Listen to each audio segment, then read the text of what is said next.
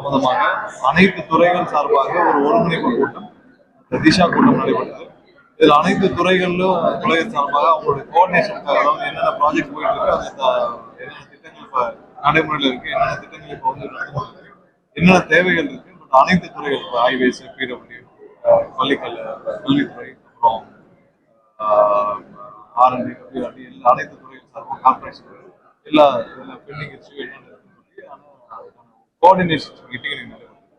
அடுத்தடுத்த கட்டங்கள்ல கண்டிப்பா எதெல்லாம் வந்து பெண்டிங் இருக்கு, என்னென்ன ஒவ்வொரு துறைகளுக்கும் நடுவில் என்னென்ன தேவையான விஷயங்கள் 4 மணி நேரத்துக்கு மேல நடைபெற்றது. கண்டிப்பாக மதுரை மாவட்டத்துக்கு தேவையான அனைத்து விஷயங்கள் கண்டிப்பா வர காலங்களில் எந்தவித இடையூறும் இல்லாமல் அனைத்து திட்டங்களும் சிறப்பாக செய்து முடிக்கப்பட்டது. நடைபெற்றது கூட்டம் சிறப்பாக நடைபெற்றது. இந்த திஷா மீட்டிங் இல்லைன்னா ஒரு சில விதிமுறைகள் உள்ளாட்சி பிரதிநிதிகள்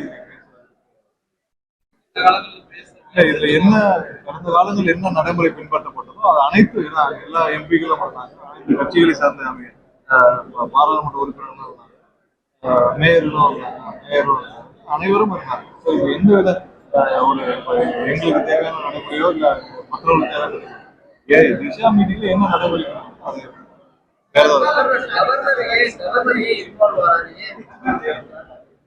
அது வந்து அவருக்கு அது ஏன் இன்வால்வ் ஆகுறது நம்ம எல்லாருக்கும். பட் கவர்னருக்கு இது தேவையில்லாத.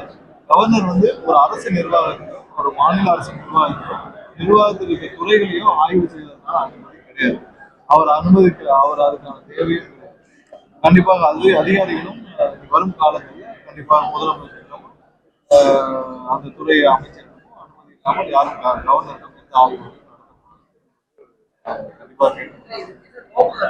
அவருக்கு இது தேவையில்லாத நோக்கம் வந்து நமக்கு தேவையில்லை. அவர் வந்து என்ன நோக்கத்துக்கு வந்து பட் அவருக்கு இதுக்கு அவருக்கு ஆய்வு செய்வதற்கான அதிகாரம் இல்லை. முதலாவது இது மக்களால் தேர்ந்தெடுக்கப்பட்ட ஒரு அரசு, மக்களால் தேர்ந்தெடுக்கப்பட்ட அரசும் அரசு இயந்திரத்திற்கும் அரசு செயல்பாடுகளிலும் தலைவர்களும் கவர்னருக்கு அதிகாரம். அவருக்கு ஒரு ஒன்றிய அரசால் நியமிக்கப்பட்ட ஒரு நபர் அவருடைய அதிகாரத்தில் ராஜ்பவன் மட்டும் மற்றபடி எங்கேயும் தலைவர்களுக்கான அதிகாரம்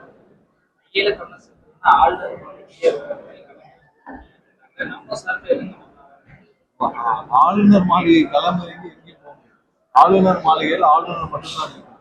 அவருக்கு தேவையான 3 பேர் ஆளுநர் மாளிகைக்குள்ள என்ன வேலை இருக்கோ அந்த வேலையை மட்டும் செய்தால் போதும். வைகையை தூர்வாரும் பணிகள் இந்த அரசு பொறுப்பேற்றவுடன் முதல்வருடைய உத்தரவின் பேர்ல உடனடியாக துவக்கப்பட்டது. ஒன்றிய அரசுல வந்து அவங்க அங்க வந்து அனுமதி கேட்டு, சுற்றுச்சூழல் அனுமதி கேட்டு அங்கே பெண்டிங் இருக்கு. அங்க இருந்து என்ன 2 வாரங்கள் ஆச்சு அனுமதிக்கு அனுப்பிச்சு, இந்த 2 வாரங்கள்ல வரவில்லை. அது வந்தவுடன் இந்த அரசு முதல்வர் அண்ணன் விஜய் தலைமையிலான அரசு தேவையான விஷயத்தை துரிதமாக நடைபெற்றுவாங்க. இன்னும் வந்து ஒன்றிய அரசு வந்து அனுமதி, ஒன்றிய சுற்றுச்சூழல் அனுமதி எல்லாம் வந்தவுடன் உடனடியாக துவக்கப்படும். இதுல ஆளுநருக்கு என்ன விஷயம்? ஆளுநர் போய் சுற்றுச்சூழல் அனுமதி வாங்குவாங்க, அவர் போய் மம்முட்டி எடுத்து வெட்டுவாங்க. என்ன பண்ண முடியும்? ஆளுநர் போய் தூர்வாரணும், அவரே கையில் எடுத்துட்டு போய் தூர்வாருவார். இல்ல அவர் போய் ஒரு பிடபிள்யூவோ இல்ல யாருக்கோ வந்து டபிள்யூஆர்கிட்ட போய் ஆர்டர் வாங்கிட்டு போய் சுற்றுச்சூழல் ஆர்டர் வாங்கிட்டு போய் பண்ணுவாரா? ஆளுநர் எங்கேயும் கிளம்புறது. ஆளுநர் மாளிகைக்குள்ள என்ன வேலை இருக்கோ அந்த வேலையை செய்தால் ஆளுநருக்குன்னு ஒரு அதிகாரம் இருக்கு. அதுக்கு அந்த வேலையில மட்டும் அவர் தலையிட்டால் போறோம். தூர்வார வைகையில போறோம் எப்படி போவார்? அவர் யாருக்காவது கான்ட்ராக்ட் விடுவாரா? இல்ல அவரு போய் யாரையாவது போய் ஒரு 10 லாரி எடுத்து போய் தூர்வாரி போவாரா? ஆளுநருக்கு என்ன செய்யணுமோ அதை மட்டும் அவர் செய்தால் சும்மா தேவையில்லாமல் குழப்பம் விளைவிக்கும் எந்த வேலையும் ஆளுநர் செய்ய வேண்டிய அவசியம் இல்லை. அரசு தேவையான நடவடிக்கைகளை எல்லா விதத்திலும் எடுத்துருக்கு. அரசு இயந்திரத்திற்குள், மக்களால் தேர்ந்தெடுக்கப்பட்ட ஒரு அரசு இயந்திரத்திற்குள் தலையிடும் அதிகாரம் ஆளுநருக்கு கிடையாது. அதிகாரிகளும் கண்டிப்பாக முதல்வருடைய உத்தரவு இல்லாமல் கண்டிப்பாக யாரும் எந்த ஆய்வுக்கும் ஆளுநரோட ஆய்வுக்கு பங்கேற்பது தவிர்க்க வேண்டும்.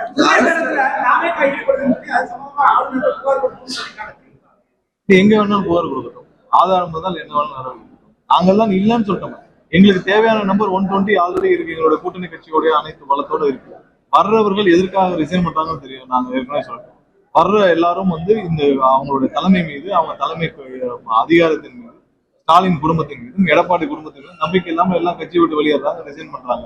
இதை நாங்க தெளிவாக சொல்லிவிட்டோம். அப்ப நீங்க குதிரை பேரம்னு சொன்னா, நாங்க எந்த பேரத்திலும் இதுவரை யாரும் இன்வால்வ் ஆனதில்லை.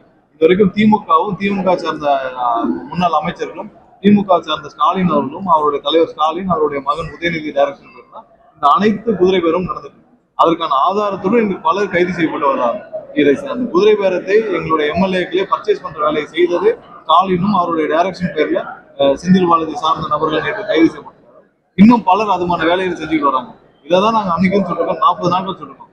ஒன்னே ஒரு கேள்வி, எந்த தைரியத்தில் ஸ்டாலின் அவர் 30 நாட்கள் தான் இந்த அரசு இருக்கும் எந்த தைரியத்தில் சொன்னார்? அதான் நாங்க ஒண்ணு கேட்கிறோம். 30 நாட்கள்ல கடந்த 40 நாள் இப்ப தேர்தல் முடிஞ்சு இந்த அரசு பொறுப்பேற்று 40 நாள் ஆச்சு. இந்த 40 நாள்ல இந்த எந்த தைரியத்தில் சொல்றாரு ஸ்டாலின்? இந்த 40 நாள்ல அவர் பயங்கரமான ஒரு மக்களுடைய நன்மதிப்பு பெற்று மிகப்பெரிய மாபெரும் தலைவர் ஆயிட்டார் ஸ்டாலின். 5 வருஷம் முதல்வர் வந்து உங்களால உங்களோட தொகுதியிலே ஜெயிக்க முடியும். அப்ப இந்த 30 நாள்ல நீங்க மாபெரும் தலைவர் ஆயிட்டீங்களா ஸ்டாலின்? ஒண்ணும் பண்ணல. 5 வருஷமா இருந்த உங்க மேலோட நன்மதிப்பு தான் உங்களுடைய குளத்தூர் தொகுதியிலே மக்கள் காட்டிட்டாங்க. அப்ப இந்த 30 நாள்ல இந்த அரசு கவிழும்னு நீங்க எப்படி சொன்னீங்க? எந்த தைரியத்தை சொன்னீங்க? பர்ச்சேஸ் பண்ற கெப்பாசிட்டி வச்சுதான் சொன்னீங்க. நீங்க எங்களுடைய எம்எல்ஏக்களே நாங்க 40 கோடி 50 கோடி கொடுத்து பர்ச்சேஸ் பண்ணும் தைரியத்தை தான் சொன்னீங்க. அப்புறம் என்ன தைரியத்தை சொன்னாரு? ஸ்டாலினுக்குன்னு ஒரு ஆளுமை இந்த 30 நாள்ல புதுசா வந்துச்சு, இல்ல மாபெரும் தலைவர் ஆயிட்டாங்க. அவர் சொன்னதற்கான அர்த்தம் நாங்கள் பர்ச்சேஸ் பண்ண போறோம், நாங்கள் 40 கோடி 50 கோடிக்கு பேரம் பேசிட்டு இருக்கோன்றத மனதில் வைத்து அந்த தைரியத்தில் மட்டும்தான் ஸ்டாலின் சொன்னார். அது கண்டிப்பா நடைபெறாது. எங்கள் எம்எல்ஏ யாரையும் கிட்ட கூட நெருங்க முடியாது. நெருங்கினால் இப்ப என்ன மாதிரியான ஒருத்தர் ஆதாரப்பூர்வம் மாட்டினாங்களோ அதே மாதிரி எல்லாரும் மாட்டுவாங்க. அதுல எந்த மாற்றம்